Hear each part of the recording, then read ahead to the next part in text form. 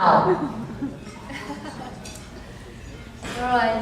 Well, thank you all for coming today. It's wonderful to have so much support to ADAPT because I knew they were doing wonderful work, but having gone to Vietnam in 2009, trying to bring a donor there and visit facilities, I was amazed about the dedication and the commitment and devotions that these women have for those girls. Because not only they have to bring money, but also they have to establish a trust with those girls, and also it's not only about rescuing them, it's also reintegrating them in societies, and that's an enormous job. And also, sometimes they have to convince the parents to send the girls to school, and so many layers I was not aware of on the ground. So I was asked to share some stories. So maybe a few stories that, can you hear me? Hello? Okay, can you hear me like that? Yes, okay. So I'm going to speak like that. So, no, it's not working.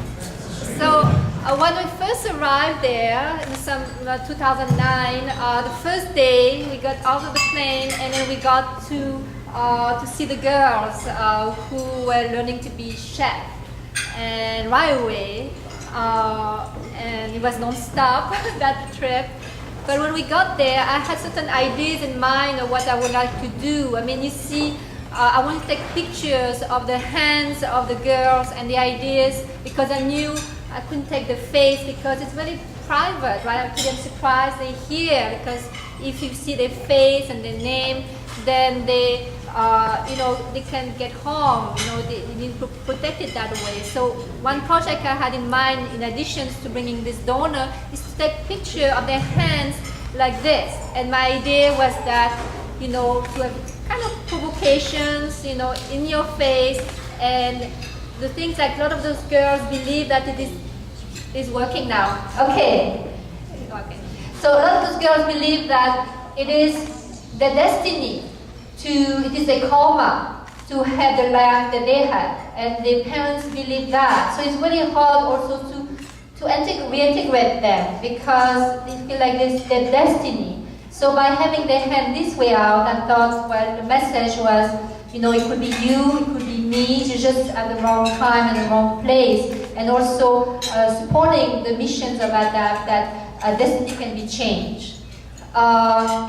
And so I thought of doing this, very simple, and having one line. And because sometimes the girls are tricked by boyfriends or family members or somebody who comes in the town to offer a job. But sometimes the parents also need to send the grandma to the hospital, and there's no social security, and they pick the girl and it's being sold. So I wanted to ask them, when you think of mother, the word mother, what comes to your mind? And that's it. And I was thinking, have the hand and one line about what they think about mother. And the idea was to also educate the parents about the harm they cause when they make that choice. That choice may, of course, very difficult for them, but sometimes some people take them.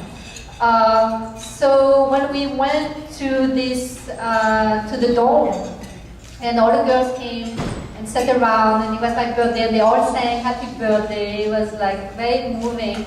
But then I took the pictures, and two things that didn't come, those two ideas I had in mind didn't come right, because the hands were not provocative. They were very passive and gentle and like that. Actually, one of those hands is sold over there. I painted it and sold at the silent auction. So it didn't come across as I thought it would be, but not only that. When I asked them, okay, mother, what do you think? And one after the other, they broke down in tears. They broke out in tears, and it was okay. Another one. It was the same reaction. And when I asked, I say, what did I do wrong?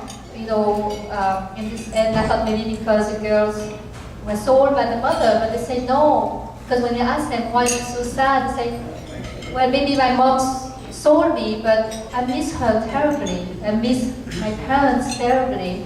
And regardless of the harm they suffered, these connections to home was unbearable. And the fact that they knew they had incredible opportunities to be trained as chefs, but the longing to the land, the longing to home, to families, it was unbearable. So I went on and asked, what color do you like? What's your favorite color?